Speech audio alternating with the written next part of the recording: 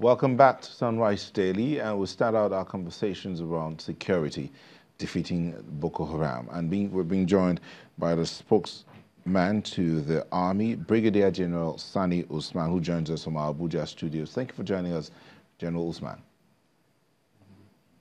Thank you for having me. Good morning. Good morning. Let's start out with the situation that is going on in the Northeast right now. Can you, in your words, tell us what the situation is like up there? Well, so far, the situation is relatively calm, and I would rather describe it as cool and calm for now, but relatively unstable too, given the fact that recently we have had some, attacks by some elements of the Boko Haram terrorists. But by and large, the military is responding adequately to it. If you notice, just last week, there was re-strategizing and injection of new commanders. So I can rest assure you that the situation is being normalized and becoming stable also.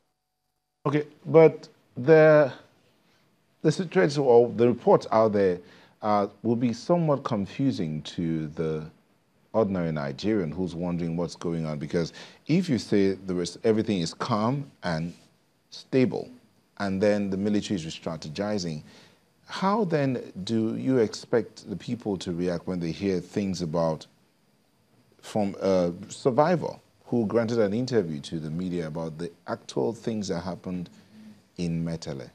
Can you clarify on that? He talked about things like, well, let me just come up here. He talked about soldiers being owed allowances. They're not being fed as they're supposed to. Please clarify on this. Yeah, I also read that supposedly interview by an unknown survivor. And honestly, if I have my way, I will definitely really question the professionalism of the editor that allowed that story, because there are so many unanswered questions to that story. First and foremost, he was saying that there were 100 bodies. So I wonder how he come about that bodies and whether he has counted it at the heat of the battle. And again, the issue is that there were premeditated, information that were earlier on the social media. Take, for instance, use the word only and all the rest. And as such, nobody has ever mentioned that. And the issue of allowances, he was quoting a kind of outrageous figure when we all know that average ration cash allowance was 500 naira, but Nigerian Army has even gone out of its way to make it 1,000 naira per officer, per soldier, per day. And at the end of it, every month, you get the minimum of 29 or 29 because of February, for instance, or 30 or 31,000 naira, per month. So basically, they are all on flat rate. So for anybody to be cutting 200 and something thousand, definitely he's not being truthful with it. Then secondly, nobody is being owed any allowances whatsoever. Allowances, once they come, they are always paid as at when due. I would have been so impressed if he goes down further to be specific about unit instances, but it was just sweeping generalization, which is not true, because we have a reporting system. We have what you call, apart from the normal parade state on a daily basis, there are trend returns, and we have auditors that cross-check all these things. So at which point will you be owing somebody, or money has been released by the federal government, and Army authority at any level will sit down on anybody's allowances when you know the kind of risk that person is taking on behalf of the Nigerian people? So, in other words, all that the young man or the soldier talked about are false. Is that what you're saying? Exactly, absolutely false. Okay, then if you can let us know, how much is the allowance of a Nigerian soldier who is out in the field, who is in a war situation? I have just told you, possibly had it been, you listened earlier on, I told you each officer, every soldier also, is on 1,000 naira per day. That's the racial cash allowance. Exactly. Okay. Now, right from the theater commander up to the last man in the trench. he also talked about some monies that are supposed to be paid as per their welfare, and they're getting 20,000, which is not consistently being paid to them.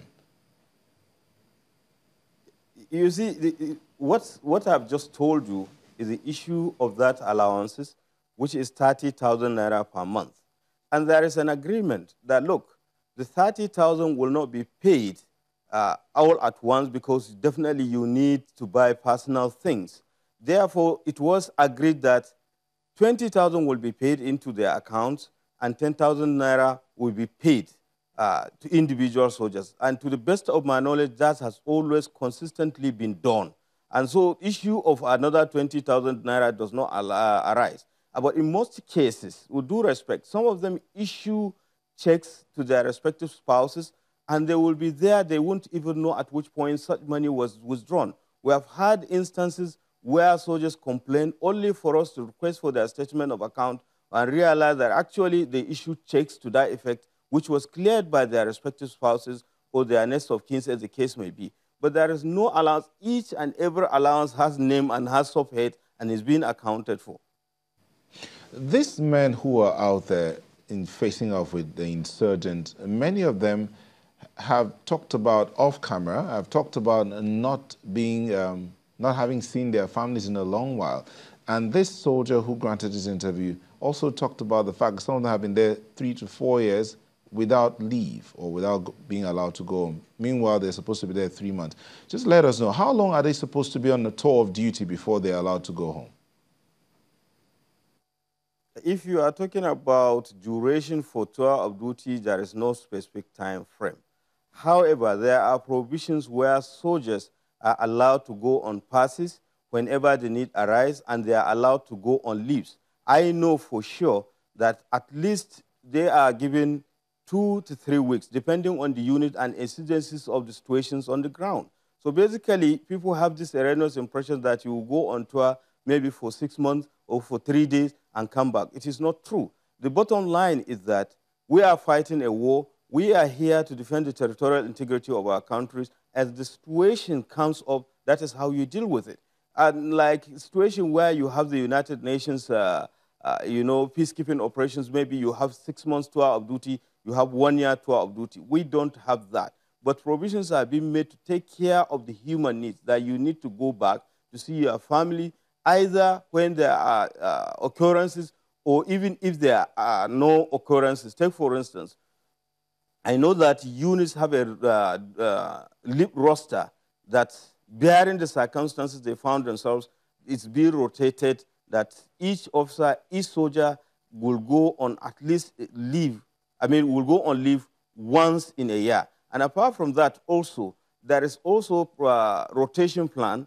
The first unit to benefit from it was 241 Reiki Battalion in Badagry, and I know subsequently units were being rotated as time goes on. And it's an ongoing thing. But at the same time, you cannot jeopardize the fight against terrorism and insurgency simply because of individual convenience or comfort. The situation determines whether such things should come up or not. And so the commanders at various levels have been impressive. General, if I may come in here, let's get this clear. So yes. If a rotation, a military rotation is supposed to be how many months? 18 months, rather? Or 2 or 24 months?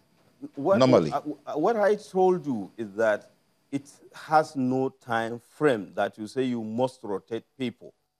But as time goes on, we kept on recruiting new soldiers, provided they are well-trained, we inject them into the theater, and those who have stayed that long will always be rotated. So the ones that are in the northeast now, what's the longest that any particular soldier has been up there?